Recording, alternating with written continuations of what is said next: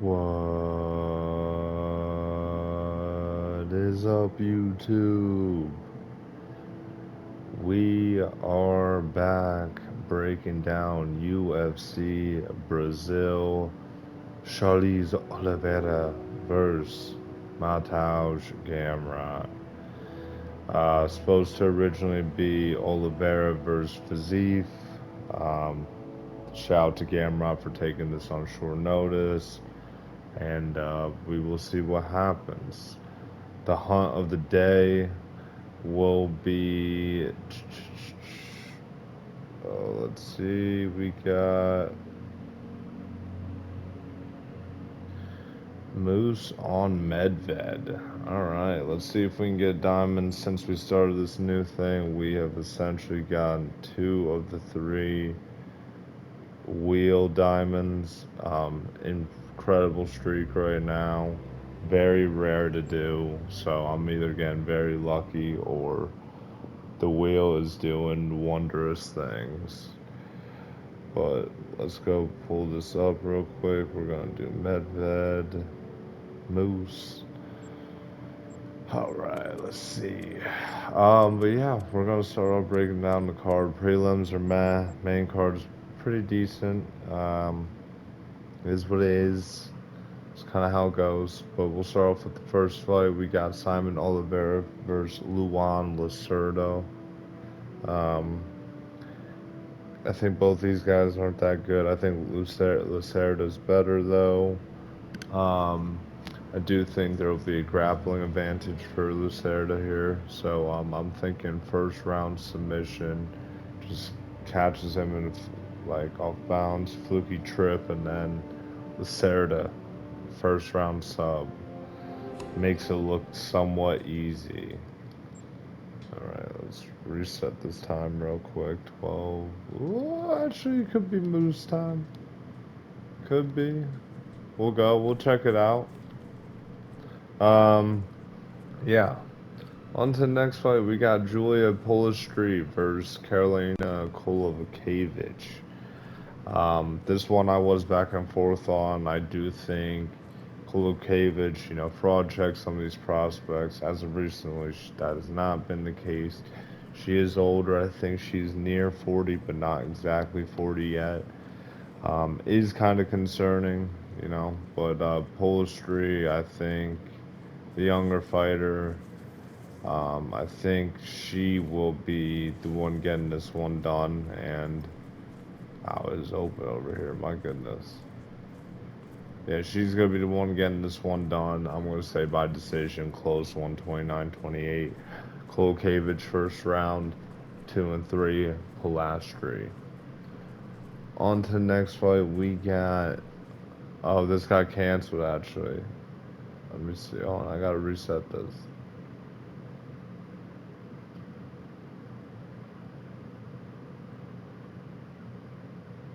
They just get taken off the card altogether. It might have. Okay.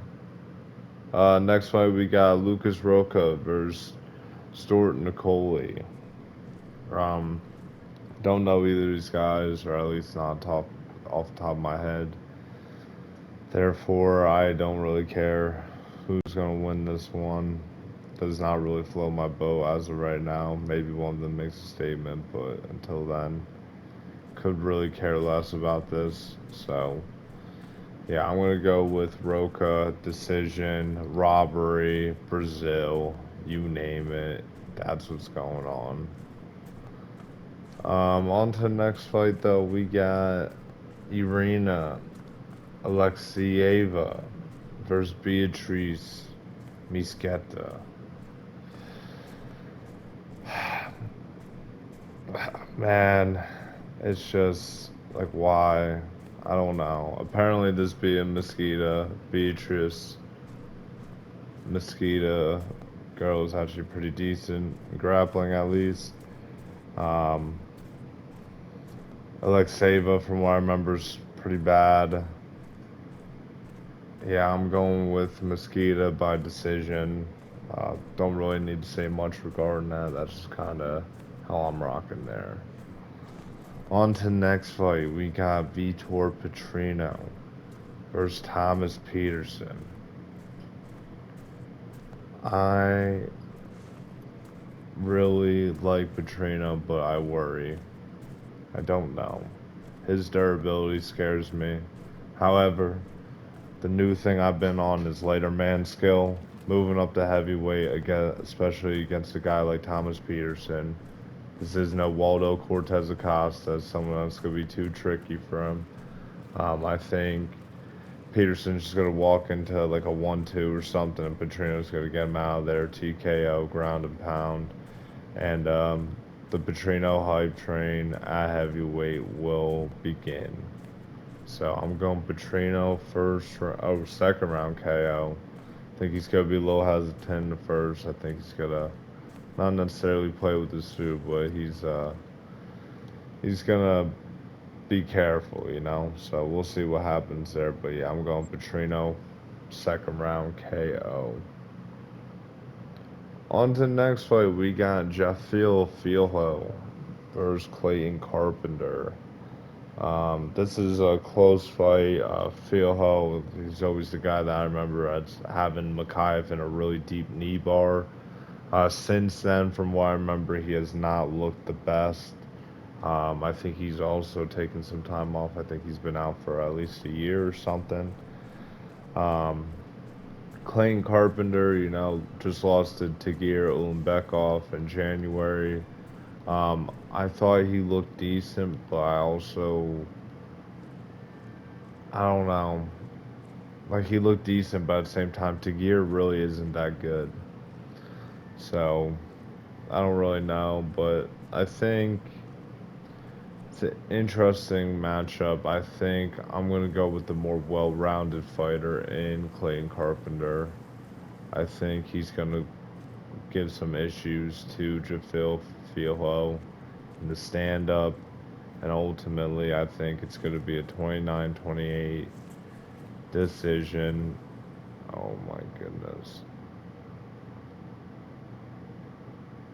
Now.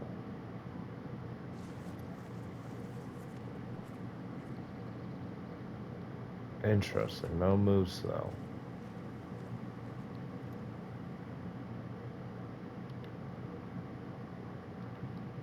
Interesting. Oh, there's another one.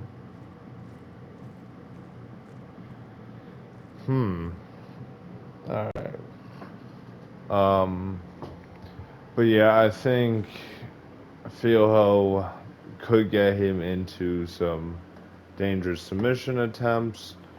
However, I feel like with a guy like Clayton Carpenter, after getting some experience in with Tagir Ulanbekov, I think ultimately, you know, it's going to be one of those fights where it comes down to how durable is Clayton Carpenter. Is he going to be able to have a decent enough grappling IQ to withstand some of these positions? I think he will. So I can see like Fieho getting like a random round, probably like round 1 or 2, and then Clayton Carpenter clearing the rest. So we'll see what happens. It is a close fight. I would not be surprised if Fieho wins, but right now I am leaning towards Clayton Carpenter to get this one done. On to the next fight, we got Lucas Almeida versus Michael Aswell. Gosh, both these guys are not good, honestly. So, Aswell, I think he's in the UFC only because he helped him out by taking a short notice fight. Could be wrong. Maybe he did actually earn it, but I thought that was the case last time I remember breaking down a fight. Lucas Almeida is not that good either, so it'll be very interesting. I think I'm trying to think with Aswell. Actually, didn't he put up a good performance? I don't even remember. So maybe it wasn't that good, but yeah, I think with this one, I'm probably gonna have to lean with Almeida first round KO, flash KO. I don't know how else this is gonna go. I think there's short notice again, maybe not, but yeah. On to the next fight, we got Ricardo Ramos versus Khan Ofli. Also a tricky one. Yeah, I don't know how I'm gonna be rocking here. I think Ricardo Ramos has shown potential years ago. Never really lived up to it. Kind of still very one-dimensional. Khan Hopefully though, I don't even know why he's in the UFC. I think he got eliminated in the first round of that Ultimate Fighter season. What was that, like a year or two ago? I think it was last year. 2 seasons ago, but last year, whatever. So ultimately, I think I'm gonna have to end up leaning with Ricardo Ramos. Um, I think he's just gonna catch him first round sub. I'm feeling some subs on this card, so um, I think it's gonna be a fluke one where no one's gonna really see it coming, and then I don't know what he's gonna get on him. I don't know if it's gonna be club and sub or something crazy off of a takedown, but I'm going Ricardo Ramos. First round submission against Khan hopefully. On to the next fight. Fight that I'm actually kind of a little interested to break down. We got Jonathan Diniz versus Mario Pinto. Pinto, this is his second fight in the UFC. He is, I guess, what I would call a heavyweight prospect that I'm looking out for. Oh, Siberian Musk. Yeah, you can see it. Yeah, I mean, I think he has some decent tools. The Austin Lane fight, his debut fight, it wasn't that impressive to me. It was still pretty impressive because he got the KO win. He showed that he's durable, but he was there to be hit a lot. I think his takedown defense was a little sketch too, from what I remember. Um, Jonathan Diniz, even though he hasn't been in the UFC for that long, he's victim of this heavyweight push where they threw him up against number 9 Tybura in like I think his second or third UFC fight. So and he lost. He's come back. I think he's won one or two since then. I know he's coming off a win at bare minimum. So um, Deniz is looking to rebound after that, and that was only a year ago. That was MSG a year ago with the ground and pound and everything. I think, oh shoot, I'm going way the wrong way. But yeah, so I think it'll be interesting. I'm hoping Pinto wins just because it'd be bigger for the heavyweight division. Um, just because that Tybura win was not a good look for Diniz. Even though he can rebound and it could be something of the past, it's still something, So, um, I do worry though with Pinto. I do worry that you know Diniz is going to do a better job striking with him than Austin Lane did, and just expose some of those weaknesses.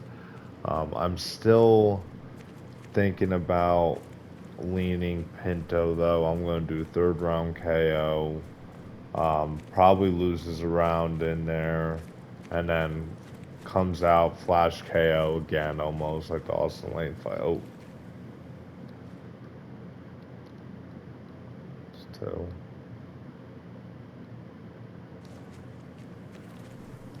Yeah. All right. Yeah, so I'm gonna do Pinto third round KO. On to the next fight, we got Vicente Luque versus Joel Alvarez. Um, Welterweight bout. I don't think it's Alvarez's debut at welterweight, but um, this I think the UFC probably forced his hand and said you gotta stay here because the weight cut was that dude's biggest enemy at 155. Um, I think he can still be an absolute threat at welterweight. I think this is, as a Luke K fan, I hate that they made this matchup, but if I'm a Joel Alvarez fan and if I'm the UFC, this is a great way to get this guy to pick up things right where he left off at welterweight, or what he did at lightweight into welterweight. Um, Luque's durability is not the same anymore. He's been through so many wars. He had like the almost brain hemorrhage from the Jeff Neal fight 3 years ago. It's not the same Luque. He can't really withstand that damage, and it's very, very, very worrisome. So, I blew this. I should have went the other way. Um, so yeah, I think with all that being said, I think Joel Alvarez, very versatile striker, very dangerous. I think it will translate to welterweight, and then yet again the lighter man skill.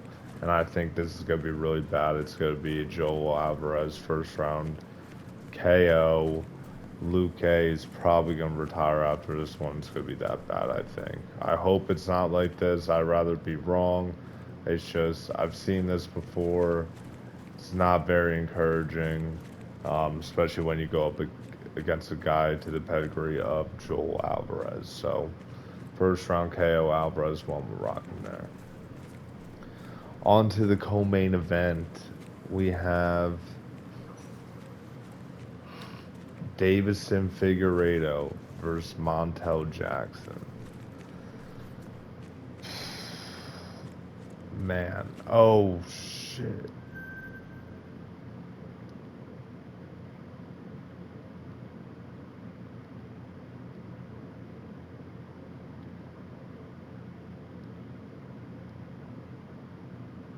Oh my goodness.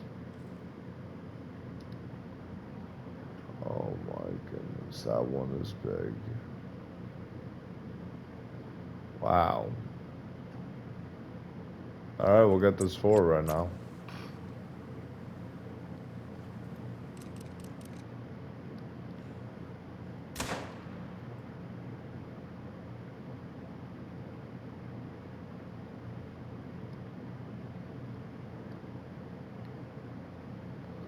I think he's going down. Could shoot another one.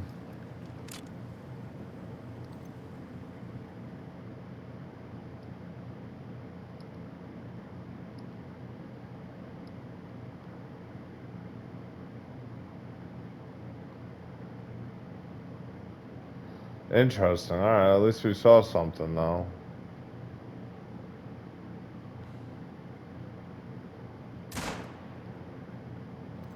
There we go.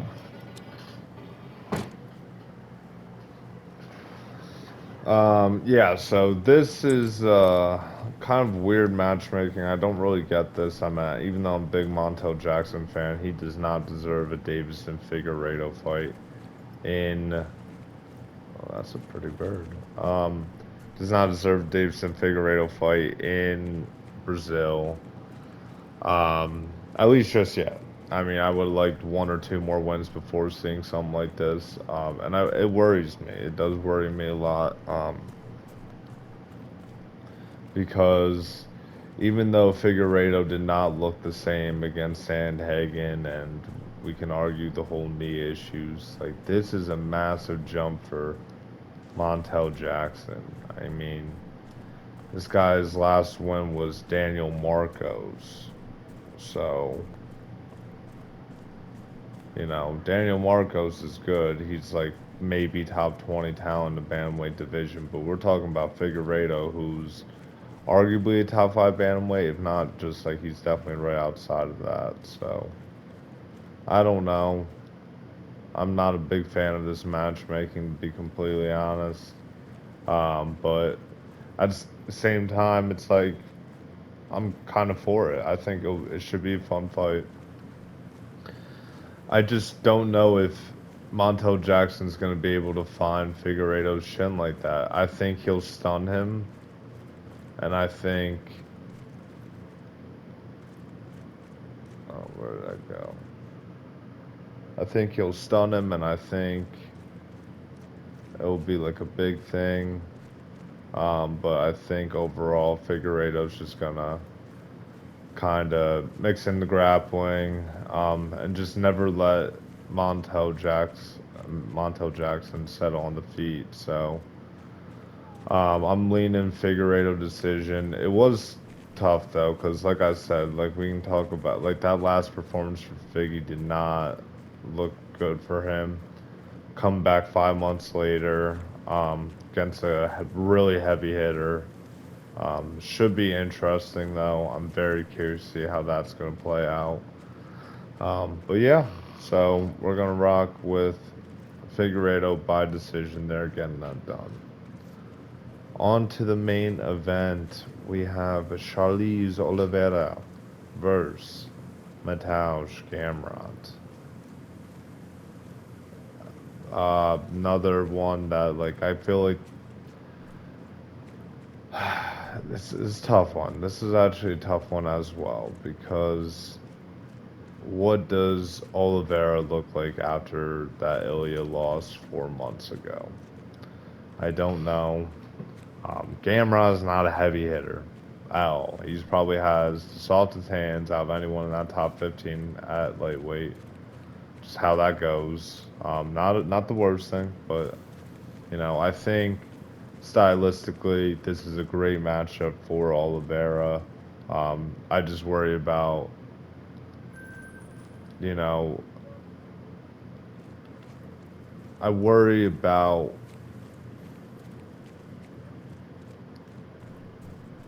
the durability, the short notice play. I know it's short notice for Gamera, obviously, but yeah, I think this ought to be very interesting to see how this goes. In Brazil too, so if it goes decision, I have no doubt in my mind that Gamrot will be getting robbed. Um, but does it go to decision? I don't think so. And if it doesn't go to decision, who do I think is winning? It's probably going to be Oliveira. Going Oliveira, second round KO. Um, I think I can see like a way where, Gamrot might be like gas or whatever, something crazy. And, it's going to be like weird. Like people are going to be like, oh, whoa, what's going on there, So, and then the Bronx go KO him. And it's gonna be a good moment. I think everyone's gonna really get behind that, and it's gonna be tough for Gamrot. I mean, this guy just has had a bad run in UFC, man. Just like unlucky stuff, but he's also got bailed out on a few things, like the physique injury, and then the Armand robbery, and then so. I don't know, but that would be tough. But for Gamrot, but I do think this is gonna be Oliveira by second round KO. Thinks he gets it done. Can't find these tracks. This is gonna bother me. Oh my goodness.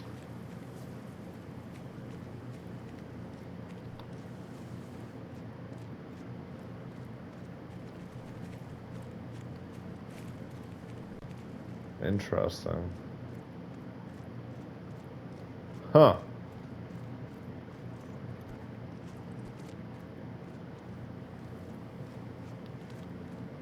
Yeah, that's kind of weird. Okay. Yeah, but I think not gonna be Oliveira's retirement fight.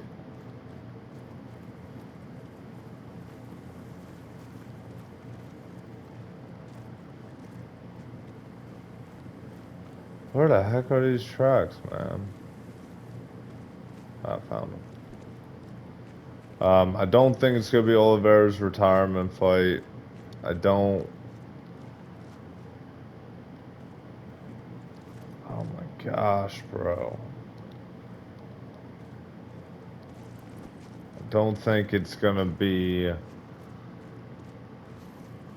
Um. What was the other thing I didn't think it was gonna be? But yeah, it's definitely not gonna be Oliveira's retirement fight. I don't think. I think Oliveira has seen what Volk has done and seen what Holloway has done from here. and thinks that, hey, if they can come back after those vicious Ilya losses, so can I. And I think if Oliveira wins, you set up the Holloway matchup.